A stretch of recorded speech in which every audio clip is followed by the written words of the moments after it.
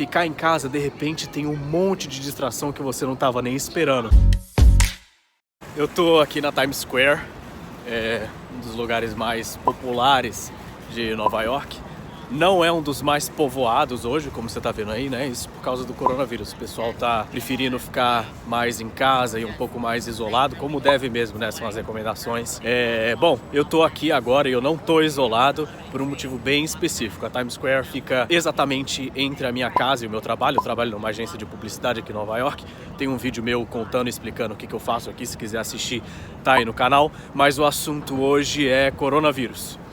Eu não sou médico, não sou infectologista, então eu não vou dar nenhuma dica sobre o coronavírus, mas esse vírus, ele afeta várias áreas da nossa vida, né? Uma delas é o trabalho, traz algumas incertezas sobre o que vai ser, o que a gente pode fazer. Eu queria falar um pouco então sobre produtividade. Se você tiver pela sua empresa e pela sua companhia alguma recomendação de trabalhar em casa, se isso for possível para você. Eu tô aqui justamente porque eu acabei de passar no meu trabalho para buscar alguns materiais para me preparar para trabalhar de casa. Eu fui pegar um carregador, alguns cabos, algumas coisas que eu preciso. Se você puder, se o seu transporte não for muito complexo e se você puder carregar algumas coisas e duplicar algumas coisas que você tem no seu trabalho para ter também na sua casa, esse é o ideal, porque a qualquer momento algum prefeito, governador pode resolver fechar um transporte público, alguma coisa do tipo, e vai complicar o seu acesso ao seu trabalho. Se você pega vários ônibus, metrô, pode ficar muito caro você ter que ir de última hora buscar qualquer coisa no seu trabalho para continuar trabalhando de casa. Se você puder começar a fazer isso nesses dias, se você ainda estiver indo para o seu trabalho e puder transferir algumas coisas do seu trabalho para sua casa, é uma recomendação boa. De repente passar no almoxarifado, no TI, sempre existe um jeito de você conseguir duplicar alguns materiais. A segunda dica é sobre arquivos. Se você, como eu, trabalha no escritório e com um computador na sua frente, a maior parte do seu trabalho, ele fica em forma de arquivo, né? Seja Word, uma planilha no Excel, uma apresentação no PowerPoint. E o problema de arquivo é que geralmente ele fica numa máquina, né, específica. Eu sugiro você começar a ver formas de transformar esses arquivos em arquivos remotos, arquivos que você tem acesso com a internet de qualquer tela, que você não dependa de um computador. Existem algumas plataformas que ajudam e que fazem isso.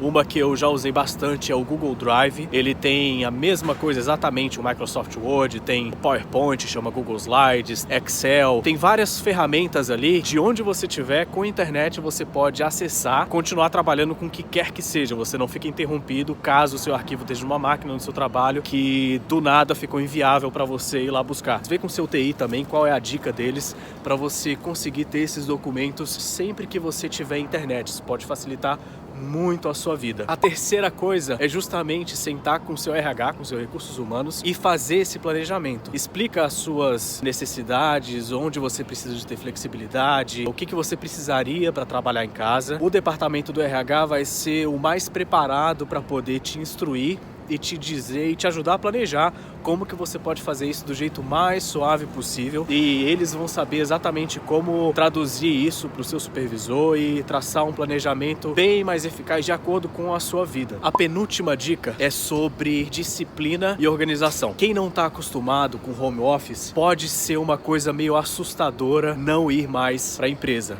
Eu já trabalhei muito remoto, então eu já tenho alguns métodos, alguns jeitos de me organizar que facilitam muito. Mas para quem não está acostumado, ficar em casa, de repente, tem um monte de distração que você não estava nem esperando. Tem gente que não mora sozinho, tem gente que tem um filho, esposa, marido, tem gente que divide o apartamento com amigos, e isso tudo causa um monte de distração e te atrapalha muito na hora de se concentrar. Não adianta achar que você vai ter 8 horas ininterruptas como você teria na sua empresa. Isso não vai acontecer. Você vai ter um monte de outras distrações que você simplesmente não tem o controle. Um filho chorando, um amigo pedindo alguma coisa, o porteiro ligando. Isso vai acontecer. Então o ideal é você, dentro do possível, se planejar para você ter uma rotina de foco.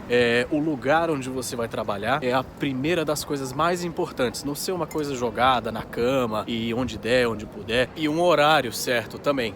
E contando com algumas possíveis interrupções, porque a gente sabe que você vai querer ver noticiário, você vai querer saber o que está acontecendo no mundo. Então, de repente, a cada, sei lá, 40, 50 minutos, você para 10 minutinhos para ver o que está acontecendo, mas já volta para produzir. Essa disciplina é muito importante. Agora, o último ponto, na minha opinião, é um que pode ser uma oportunidade muito legal. Eu levo 25 minutos a pé para chegar no meu trabalho. Então, eu faço isso 2 vezes por dia. Isso quer dizer que agora, trabalhando de casa, eu vou ter, em média, aproximadamente 1 hora do meu dia de volta. O que eu vou fazer com essa 1 hora? Eu quero finalmente poder comprar as coisas no mercado muito mais barato do que comer na rua, óbvio, e muito mais saudável também, né? A gente sabe que no meio do trabalho a gente não toma as melhores decisões com relação à comida e nutrição. Então, uma das coisas que eu quero fazer com esse tempo que me vai sobrar, que antes eu dizia que eu não fazia porque eu não tinha tempo, agora eu tenho, eu vou passar a cozinhar em casa. E o bacana disso é que, enfim, a gente não sabe quantos dias ou de repente até algumas semanas que isso pode durar, mas, por outro lado, se a gente começa a criar um hábito novo, quando tudo voltar ao normal, vai ser muito mais fácil manter. E é por isso que eu acho que pode ser uma oportunidade bacana no meio disso tudo. No mais, vamos se cuidar, porque o mais importante de tudo pra gente estar produtivo é a gente estar com bastante saúde.